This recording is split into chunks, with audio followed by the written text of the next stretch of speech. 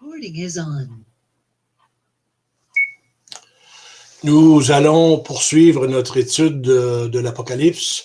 Nous étions au chapitre 6, alors on va relire les versets ensemble avant de commencer l'exposition du texte.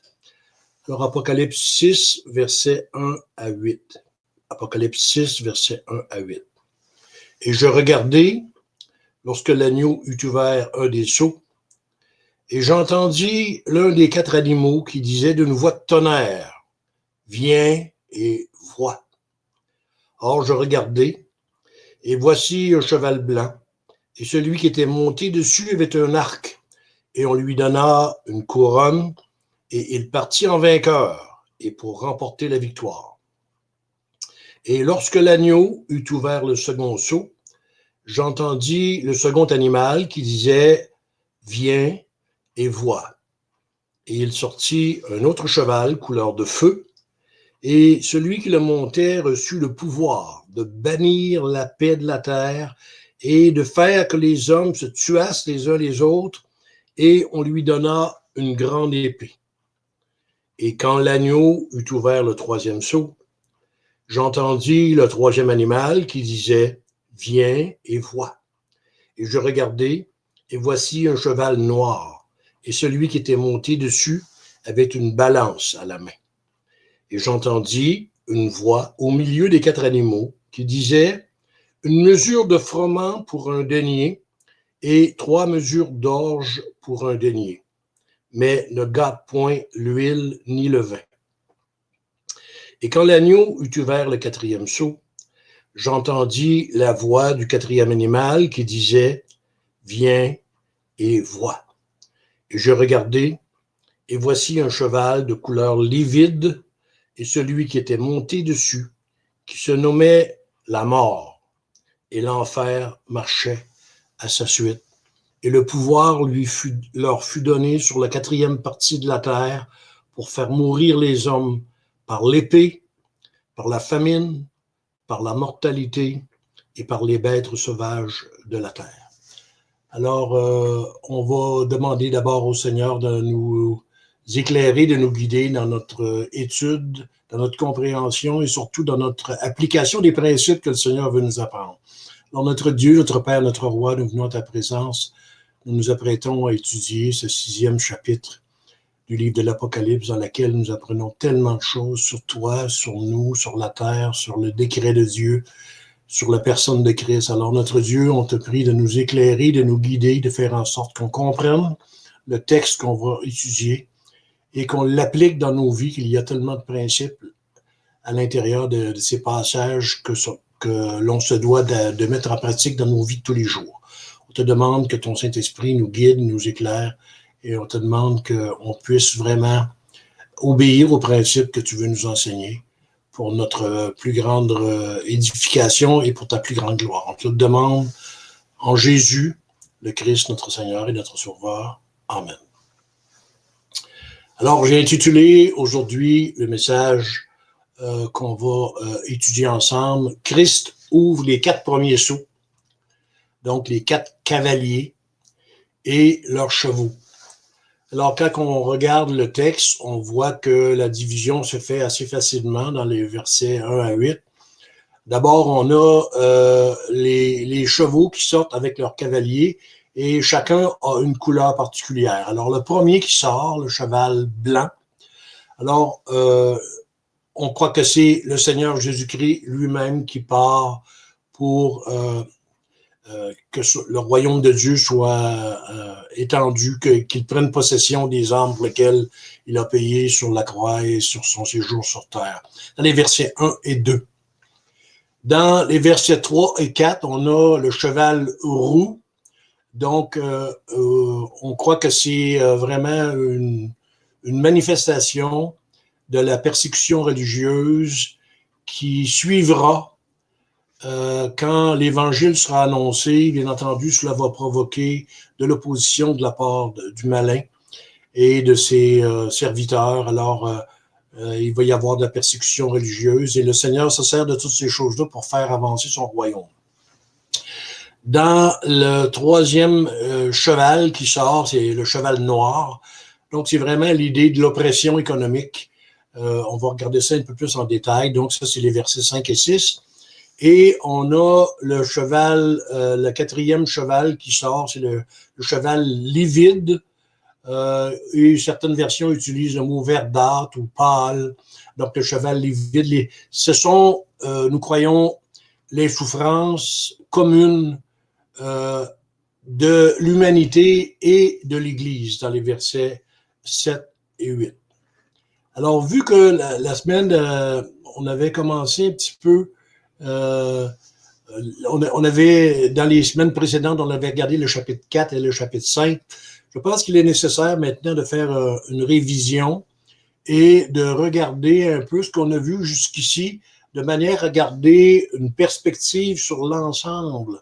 Alors, on avait vu dans la deuxième partie on avait vu que le théologien qui s'appelle Herman Oxema, dans son livre Behold, he cometh, an exposition of the book of Revelation, il donne un conseil, parce que lui, c'est un homme qui l'a exposé devant son église, le livre de l'Apocalypse, à 3 reprises, et c'est un homme qui avait une très grande culture religieuse et biblique. Alors, quelque part, c'est bon de suivre les conseils de ceux qui sont plus expérimentés que nous.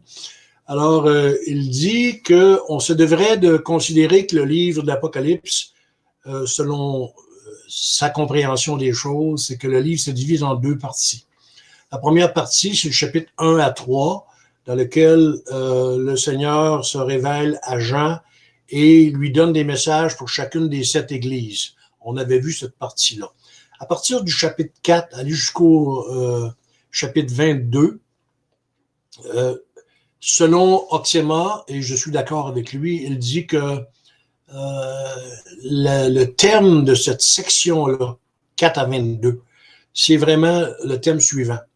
Le remplacement graduel du royaume de Satan par celui de Dieu. Autrement dit, à partir de la chute, Satan avait établi son royaume sur la terre, mais avec la venue de Christ, maintenant le Seigneur va vraiment remplacer ce royaume-là par le sien. Et on va voir que, dans le fond, l'avancement de tout cela va coûter très cher, aussi en termes de vie humaine, de souffrance et de toutes ces choses-là, mais que le Seigneur est souverain, il est au contrôle parfait de toutes ces choses-là, et c'est lui qui les dose, comme on pourrait dire. Alors, bien entendu, si la Bible dit que le Christ veut remplacer le royaume de Satan par son royaume, bien entendu, cela va impliquer une guerre. Alors, et on sait, d'après les Écritures, que cette guerre-là, la victoire finale de Dieu en Christ est déjà acquise et elle est assurée pour 2 raisons.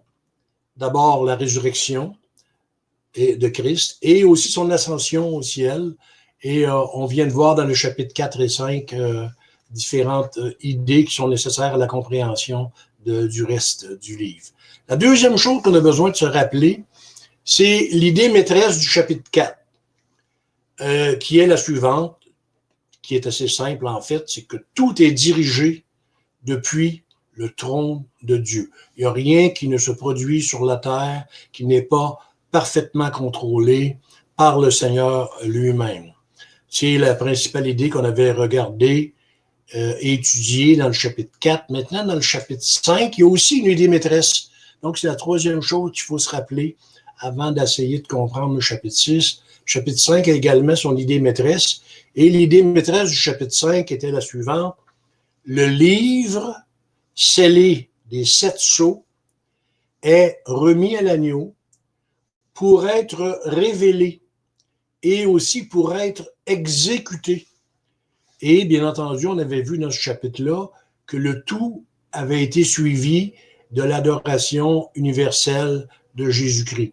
Alors, c'est intéressant de voir que maintenant le livre qui était dans la main droite de Dieu a été remis à l'agneau pour qu'il révèle son contenu aux croyants, et non seulement aux croyants, mais aux incroyants aussi, mais qu'il exécute les décrets, les décisions divines qui sont inscrites dans ce rouleau du livre-là dont il est mention dans le chapitre 5. Alors, le livre tenu dans la main droite de Dieu a été remis à l'agneau, qui a été jugé digne d'en ouvrir les sceaux.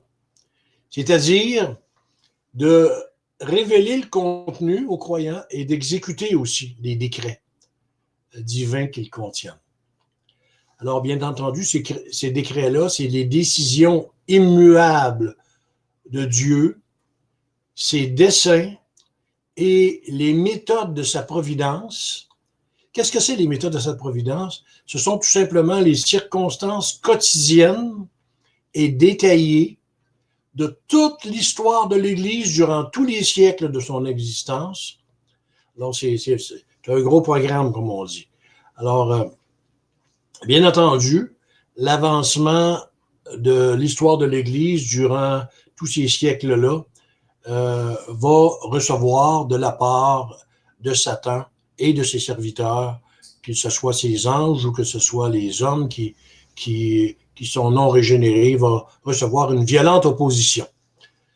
Mais le Seigneur va nous indiquer quels moyens il va utiliser pour vaincre et pour juger ses ennemis, pour la marche progressive vers la victoire finale de son royaume à lui. Alors, pour donner une interprétation éclairée et correcte du passage, Apocalypse 6, verset 1 à 8, concernant l'ouverture des 4 premiers sceaux, nous devons de faire 3 observations que le pasteur Oxema fait. Je me sers beaucoup de lui parce que je trouve qu'il a une vision très cohérente et très claire de l'ensemble du livre de l'Apocalypse. Alors, les observations qu'il donne sont très judicieuses et je pense qu'il est bon de tenir compte de ce qu'il nous dit. Alors, dans son... il veut, à un moment donné, il veut établir le fait que les 7 sceaux ont une signification générale. Alors, lui, il dit que j'ai choisi dans son livre les passages qui parlaient de cela et je les ai fait traduire par Google. Maintenant, c'est une traduction un peu carrée, qu'on pourrait dire, mais il reste que l'idée qu'il veut mentionner est importante à considérer. Alors, il dit, prenant en considération, par conséquent, que l'unique thème important du livre de l'Apocalypse est le roi à venir et l'achèvement du royaume, et que le livre des 7 sceaux doit être considéré comme symbolique du décret vivant et puissant du Tout-Puissant, dont le but ultime est la gloire du nom de Dieu à travers l'avènement du royaume de Dieu. Il dit, nous sommes sûrs de tirer la conclusion que les 7 sceaux sont destinés à nous révéler les principaux aspects et les courants plus larges de l'histoire de cette dispensation, alors qu'ils coopèrent pour amener le royaume du Christ à sa consommation. Autrement dit, il est en train de dire que les 7 sceaux, c'est l'ensemble de l'histoire de l'Église et des hommes, et que, dans le fond, c'est la signification générale de l'ensemble du passage.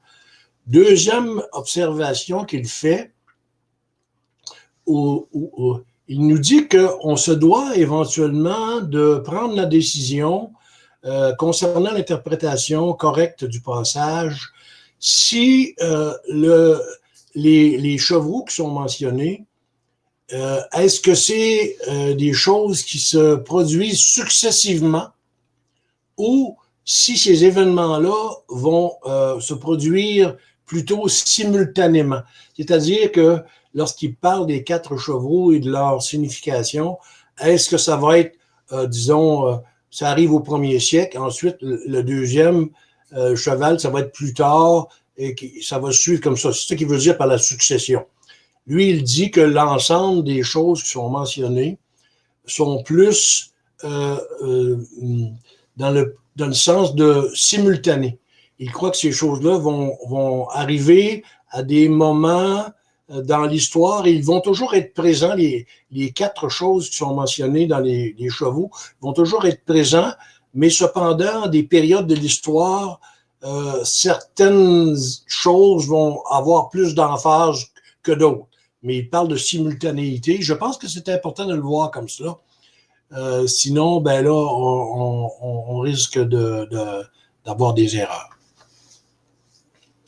Alors, lui, il croit, il dit au contraire, cela présente un aspect tel que l'on peut supposer d'emblée que ces 4 cavaliers sont simultanément sur Terre, et bien qu'à cette exception, maintenant l'un, maintenant l'autre, apparaissent avec force au premier plan, et donc ce mode d'interprétation ne peut être accepté comme le bon. Alors, ce qu'il est en train de dire, c'est que si on voit, si on interprète les 4 chevaux comme étant successifs dans le temps, et qu'on pense que la deuxième va arriver uniquement après que le premier va être arrivé, il croit que c'est une erreur, et il voit l'ensemble des 4 contenus de ce que signifient les 4 chevaux comme étant des choses qui vont se vivre simultanément sur la Terre, avec une emphase particulière, dépendamment des siècles et des époques. Alors, c'est important qu'il mentionne cela, parce qu'il y en a qui suivent la méthode plutôt de la succession et ça l'amène des erreurs. La troisième observation qu'il fait et que je pense qu'il est nécessaire aussi, il dit que la méthode d'interprétation dispensationaliste insiste, eux, sur le fait qu'à partir du chapitre 4, l'Église est enlevée et tout ce qui suit, autrement dit, les choses qui sont mentionnées dans les chapitres 4, 5 et 6, que c'est des choses qui n'arriveront pas aux chrétiens, qui ne souffriront pas les choses qui sont mentionnées, parce que, étant enlevés, ils ne seront plus là pour cela. Alors lui, il croit vraiment que c'est une erreur, une très, très grande erreur d'interprétation. Et voici ce qu'il dit. Je vais encore une fois utiliser le passage dans lequel il mentionne cela et avec la traduction Google. Il dit « Nous devons nous opposer à ceux qui voudraient renvoyer la réalisation de la prophétie contenue dans les 7 sceaux entièrement à l'avenir lointain, de préférence à une période précédant immédiatement le retour du Seigneur. » Autrement dit, ce qu'il est en train de dire, c'est que les dispensationalistes disent qu'à partir du chapitre 4, l'Église a été enlevée et que l'ensemble des choses qui sont décrites dans le reste du livre sont des choses qui n'arriveront pas aux gens de l'Église. Les gens ne souffriront pas les choses qui sont mentionnées dans ces chapitres-là. Et lui, il croit que c'est véritablement une erreur parce qu'il y a des preuves qu'il peut amener avec le développement de tout ce qu'il va annoncer, que les croyants sont inclus à l'intérieur de ces souffrances-là qui sont annoncées. Alors, c'est de là son avertissement que, selon lui, cette interprétation-là, il faut dire que c'est un réformé et non pas un dispensationaliste. Alors, ce qu'on va faire maintenant, c'est qu'on va étudier, on va se mettre à l'étude des 8 premiers versets du chapitre 6. Alors, on se souvient que le rouleau du livre, ou le livre ou le rouleau, a été donné à l'agneau. La raison pour laquelle ça lui a été donné, c'est pour que son contenu soit révélé et qu'il s'exécute, il s'accomplisse. Donc, pour que ça s'accomplisse, les sceaux doivent être brisés, les 7 sceaux doivent être brisés de manière à ce que les décisions immuables de Dieu viennent à exécution. Chose importante à essayer de réfléchir un peu lorsqu'on considère l'idée que la Bible utilise des chevaux pour parler à la fois que Christ sort sur un cheval blanc et le but de sa sortie, c'est de prendre possession de son royaume, d'établir son royaume pour remplacer celui de Satan. Quelque part, il y a l'image du cheval qui est utilisée. Alors, des fois, on peut se poser la question pourquoi il utilise le cheval et le cavalier. On sait que c'est des symboles, mais il reste que souvent, quand on va avoir des réponses à ça, il faut regarder comment les Écritures, dans d'autres passages qui traitent de chevaux également, viennent nous expliquer un petit peu pourquoi l'image du cheval est utilisée. Une des raisons qui est mentionnée par ceux qui font l'exposition du texte, c'est les chevaux dans les Écritures, c'est souvent associé à des notions de force, de terreur, de guerre et de conquête. Alors, on peut prendre quelques exemples. On va en prendre deux. Une dans Zacharie, le livre de Zacharie au chapitre 1, les versets 8 à 10. On va faire la relation entre cette idée de conquête, de guerre, en utilisant l'image du cheval. Alors, Zacharie 1, versets 8 à 10, il dit « J'eus la nuit une vision. Et voici un homme monté sur un cheval roux. Il se tenait parmi les myrtes qui étaient dans le fond. Et après lui, des chevaux roux, bais et blancs. Et je dis, mon Seigneur, qui sont-ils? Et l'ange qui me parlait me dit, je vais te faire voir ce que sont ces chevaux. Et l'homme qui se tenait parmi les myrtes répondit et dit, ce sont ceux que l'Éternel a envoyés pour parcourir la terre. Alors, on sait que le livre de Zacharie, c'est un livre plein de symboles également, qui utilise l'image du cheval pour véhiculer l'idée que le Seigneur envoie des choses sur la terre et qui ont l'idée vraiment de la conquête et de la guerre, bien entendu. Un autre passage qui parle de cela, il pourrait y en avoir plusieurs autres, mais j'en ai choisi seulement deux. On a celui de Job, le livre de Job au chapitre 39, les versets 22 à 28. Alors, on va lire le passage. « As-tu donné au cheval sa vigueur? As-tu revêtu son cou de la crinière frémissante? Le fais-tu bondir comme la sauterelle? Son fier hennissement donne la terreur. De son pied, il creuse la terre, il se réjouit en sa force. Il va à la rencontre de l'homme armé. Il se rit de la crainte. Il n'a peur de rien. Il ne recule point devant l'épée. Sur lui retentit le carquois. La lance est insolente et le javelot. Bondissant et frémissant, il dévore l'espace. Il ne peut se contenir dès que la trompette sonne. Dès qu'il entend la trompette, il hennit, il sent de loin la bataille, la voix tonnante des chefs et les clameurs des guerriers. Alors on voit par ce passage-là et d'autres passages que souvent les Écritures parlent du cheval comme étant un moyen pour la guerre. Et alors on va voir à l'intérieur des 4 chevaux, l'image des 4 chevaux, et on va en donner l'explication, que on voit que on parle des 4 êtres vivants ou des animaux qui donnent l'ordre au cheval de sortir. Alors, l'un après l'autre, les 4 chérubins, ou les 4 êtres vivants, ou les 4 animaux, dépendamment des versions, là, nous présentent un cheval et son cavalier. Alors, le premier qui nous est présenté, c'est celui du verset 1 et 2, le cheval blanc. Alors, on relit le passage dans la version Osterval. Alors, je lis les versets 1 et 2.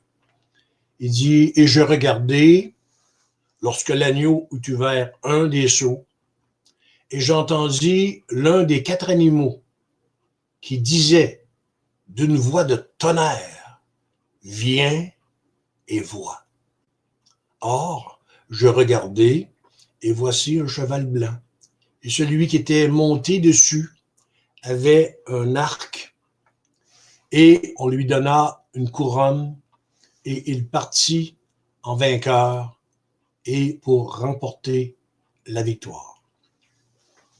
Une chose à mentionner à l'intérieur du chapitre, du verset 1 et 2 du chapitre 6, les commentateurs, en général, les plus conservateurs vont croire qu'il s'agit de Christ qui sort pour prendre possession de son royaume pour remplacer celui de Satan. Mais il y en a d'autres qui croient, d'autres... alors, on ne rentrera pas dans les détails et les explications pourquoi d'autres ont des compréhensions différentes. On va demeurer avec... Je pense il y a raison en croyant que c'est Christ qui prend possession de son royaume et l'image du cheval blanc, on va voir pourquoi toutes ces choses-là. Alors, beaucoup de commentateurs érudits, Oxiema, c'est sûrement son cas, et éminents, connus à leur époque et qui jouissaient d'une excellente réputation dans leur milieu, voient dans le cavalier qui monte le cheval blanc un symbole de la personne même de Jésus-Christ qui le monte. Alors, un autre commentateur, William Hendrickson, développe cette affirmation-là. Et lui, non seulement il affirme ces choses-là, mais il donne les raisons pour lesquelles il a choisi cette interprétation-là plutôt qu'une autre. Alors, bien entendu, ceux qui veulent avoir une compréhension, un développement plus complet, plus développé de l'idée, peuvent aller consulter l'ouvrage de William Hendrickson, Plus que vainqueur, l'Apocalypse. Alors, mais ce que je vais faire, c'est que je vais reprendre ces arguments. Il y a 7 arguments. Et il utilise ces 7 arguments-là pour démontrer que son choix est le bon. Alors, le premier argument qu'il dit, et bien sûr, je ne vous donne pas l'argumentation complète, l'argumentation développée. Je ne fais que vous mentionner les idées principales. Ceux qui voudront avoir un développement, ben, ils n'iront qu'à aller dans son bouquin et de lire l'ensemble des choses qu'il dit. Mais dans le fond, ce qui est important, c'est de voir que c'est pas une interprétation lancée en l'air comme ça. C'est basé sur des études, c'est basé sur des observations qu'ils ont fait au cours de leur histoire, au cours de leurs études du livre et du passage. Alors, la première observation qu'il fait, le premier raisonnement qu'il dit, pourquoi cette interprétation-là est correcte, c'est qu'il dit que cette interprétation-là s'accorde avec le contexte. Comme je viens de vous dire, on ne rentre pas dans les détails, mais c'est important de voir que le contexte est respecté dans cette interprétation-là. La deuxième chose, c'est que dans le livre, il va dire pourquoi que son interprétation se base sur une étude approfondie des termes, des mots qui sont utilisés, comme par exemple la couleur blanche du cheval, parce que la couleur blanche du cheval, elle est mentionnée ailleurs dans les Écritures, et c'est de voir si tout s'harmonise. Il y a aussi l'idée qu'il a une couronne. Aussi, la couleur, la blancheur, c'est la couleur de la sainteté. L'arc et aussi le mot vainqueur et le mot victoire. Alors, il y en a qui ont fait des études approfondies des différents mots qui sont utilisés dans le passage pour se rendre compte que, dans le fond, une étude approfondie vient plus démontrer que le premier cheval qui sort et celui qui le monte, c'est vraiment la personne de Christ. Une des raisons, la troisième raison qu'il utilise, et que je pense que c'est une de celles qui est le plus convaincante, c'est un passage parallèle qu'il y a dans Apocalypse 19, versets 11 à 13. Selon lui, il nous dit que ça impose cette interprétation-là. Alors, quand on lit Apocalypse 19, versets 11 à 13, ça dit « Je vis ensuite le ciel ouvert, et voici un cheval blanc. Et celui qui était monté dessus s'appelait le fidèle et le véritable, qui juge et qui combat avec justice. Ses yeux étaient comme une flamme de feu. Il avait sur sa tête plusieurs diadèmes. Il avait un nom écrit que personne ne connaît que lui-même. Il était vêtu d'un manteau teint de sang. Et son nom s'appelle la parole de Dieu. Alors, je pense que c'est un argument extrêmement fort parce que justement, ici, on identifie celui qui est monté sur le cheval blanc comme étant le Christ lui-même. Et là, on n'en doute pas parce que c'est dit le fidèle, le véritable, et son nom s'appelle la parole de Dieu. Il n'y a seulement qu'une personne dont le nom équivaut à la parole de Dieu, et c'est Jésus-Christ, bien entendu. Donc ça, c'est son troisième argument, troisième raison pour laquelle il choisit de dire que le cheval blanc est celui qui le monte, c'est Christ lui-même qui part à la conquête de remplacement du royaume de Satan par le sien. Quatrième idée, il dit que l'idée que le vainqueur monté sur le cheval blanc représente Christ est en harmonie avec l'esprit et le but du livre de l'Apocalypse. Alors, bien sûr, il développe un peu plus cette idée-là dans son bouquin, mais moi, ici, c'est juste plutôt de mentionner qu'il y a plusieurs raisons. Autrement dit, c'est pas un choix capricieux, c'est vraiment un choix basé sur des études. Et la cinquième raison, c'est qu'il dit que cette interprétation-là concorde avec ce qu'on trouve dans d'autres passages des Écritures où il est mentionné que Christ va apporter l'épée sur la terre. Alors, quand on regarde Matthieu, par exemple, au chapitre 10 de Matthieu, au verset 34, ça nous dit, c'est Christ lui-même qui parle dans le passage, il dit, ne pensez pas que je sois venu apporter la paix sur la terre. Je suis venu apporter non la paix, mais l'épée. Alors, on voit que c'est un argument. Mais le sixième, c'est qu'il y a d'autres passages dans les Écritures, il utilise un parallèle qu'il fait avec le psaume 45, les versets 5 à 7.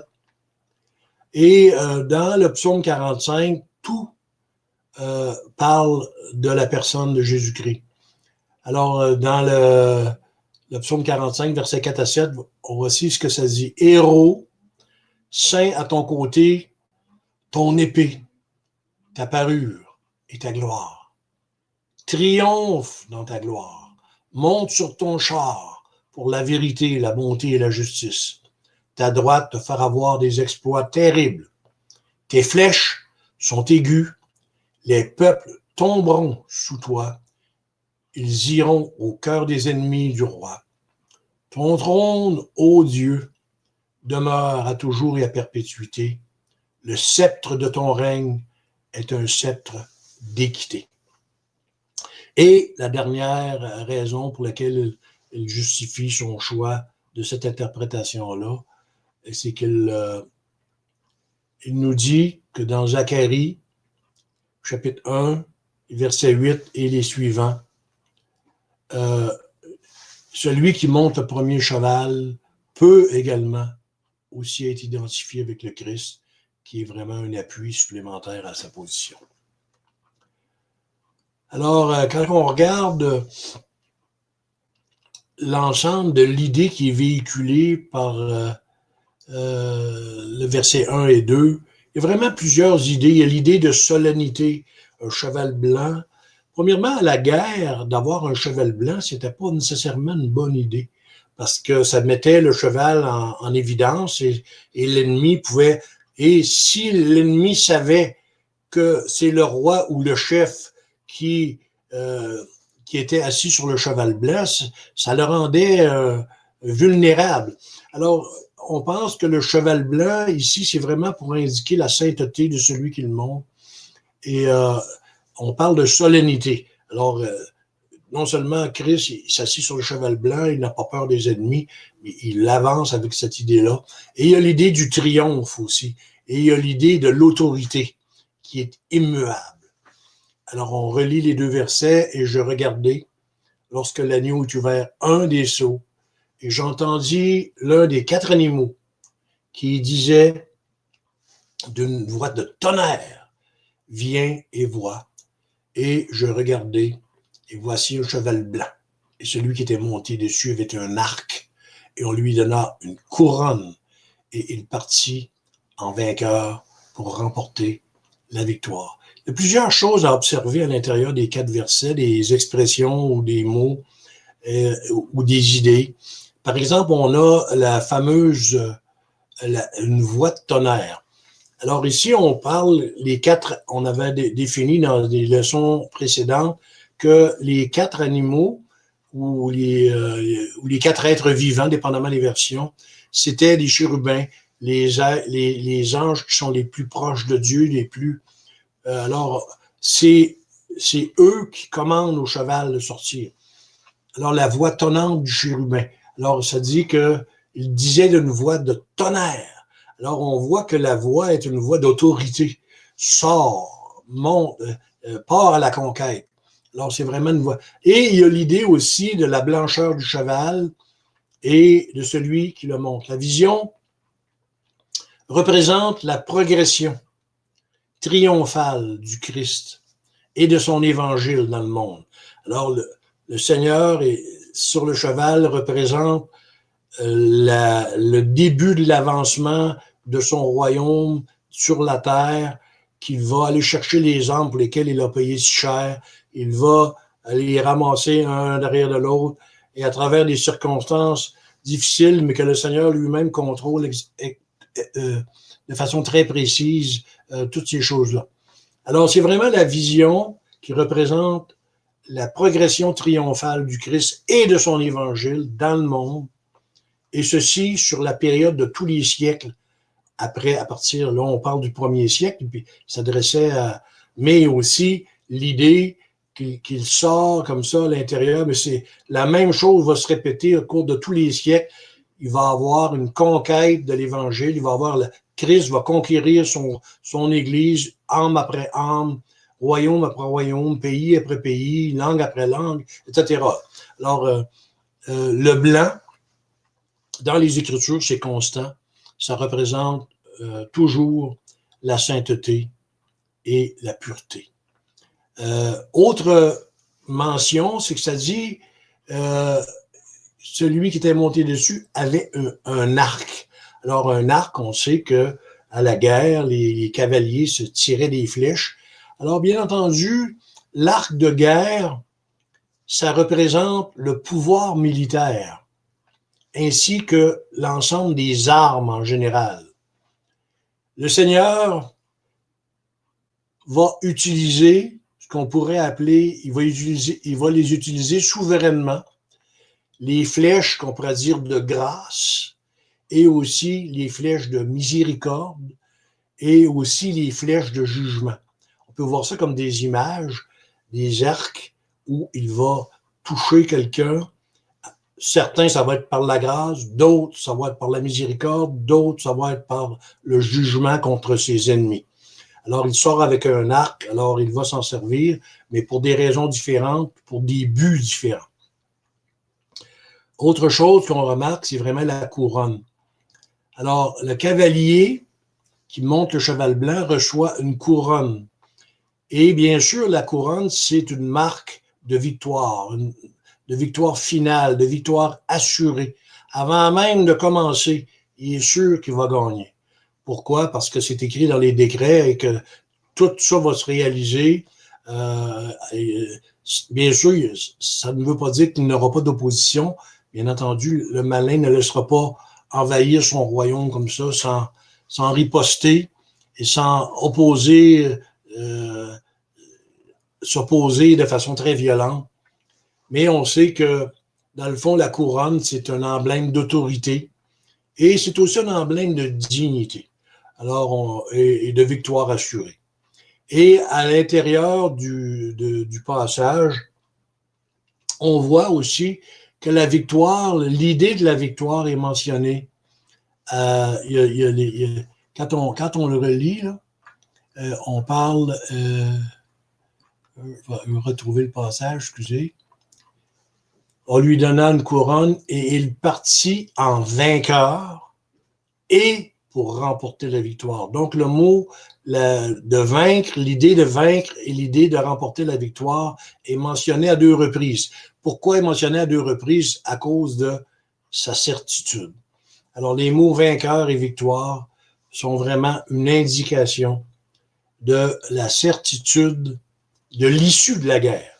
Autrement dit, avant même de commencer, le Seigneur étant omniscient et connaissant l'avenir, il sait que Jésus-Christ, lorsqu'il commence son territoire, lorsqu'il veut prendre possession de son Église, des âmes pour lesquelles il a payé de son sang, il va les ramasser, comme on pourrait dire, et il va construire son Église.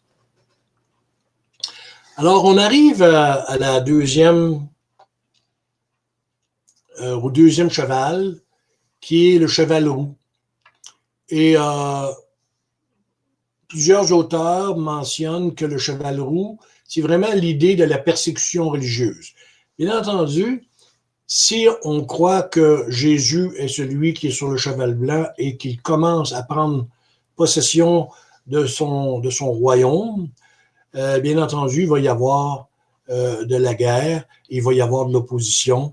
Et on sait que toute personne qui a le moindrement étudié l'histoire de l'Église va très vite se rendre compte qu'il y a eu énormément de persécutions religieuses au cours des siècles et que ça continue de nos jours. Bien entendu, quand on parle, je ne sais pas, ici, l'Amérique du Nord, qu'on parle de l'Europe actuellement, il y a des endroits où la persécution peut être assez rigoureuse, violente, mais en général, ça c'est quand même, on pourrait dire, on n'a pas une opposition si forte que ça là, ici en Amérique du Nord, ni en Europe, je pense.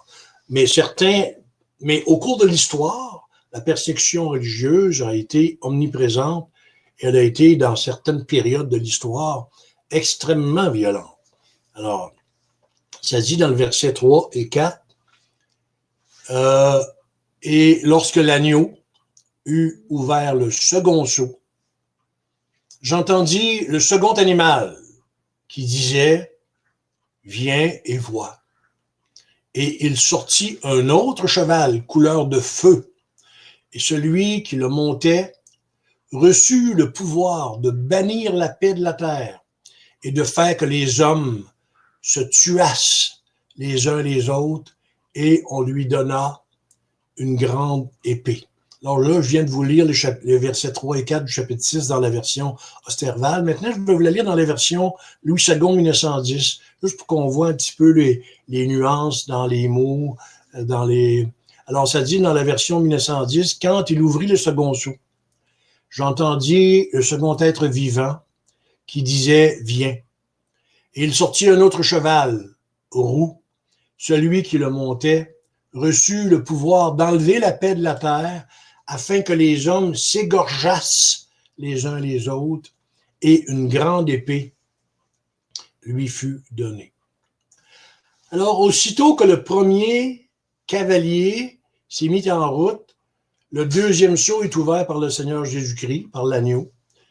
Et les versions, c'est assez intéressant de noter ça, les versions traduisent différemment la couleur du cheval.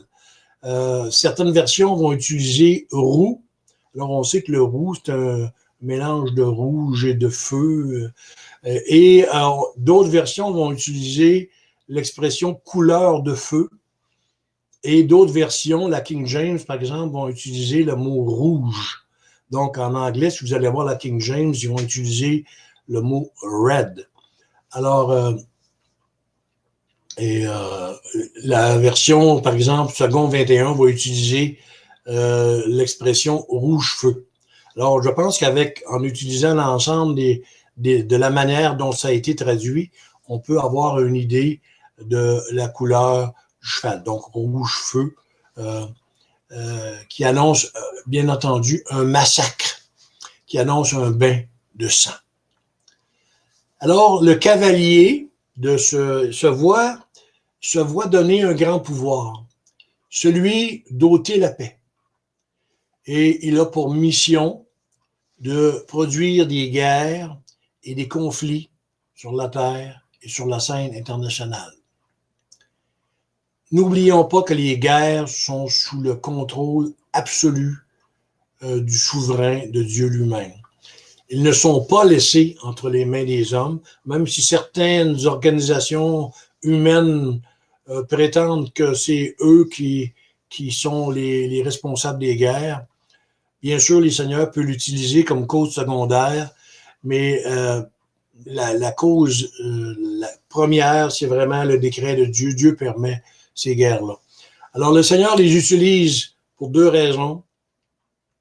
Comme mesure punitive pour les païens et comme mesure purificatrice ou sanctificatrice pour les croyants. Chose intéressante à noter, et on va terminer avec cela pour aujourd'hui, c'est l'importance des guerres dans l'histoire de l'humanité.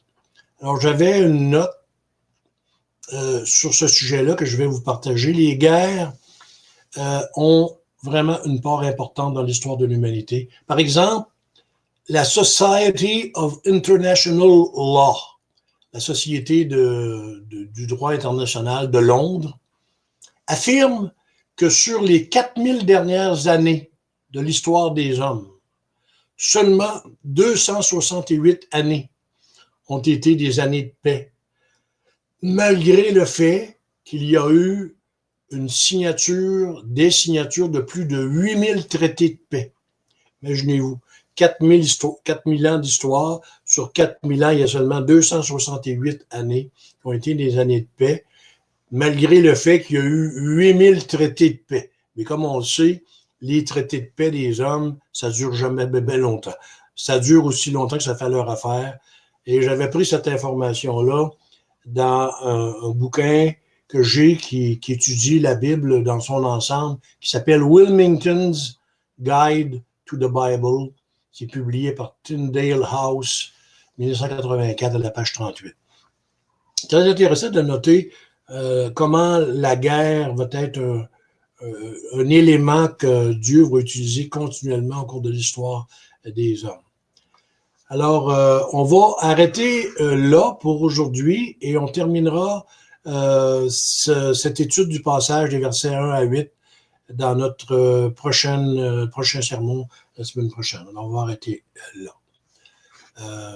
Oui, on va arrêter là, comme ça.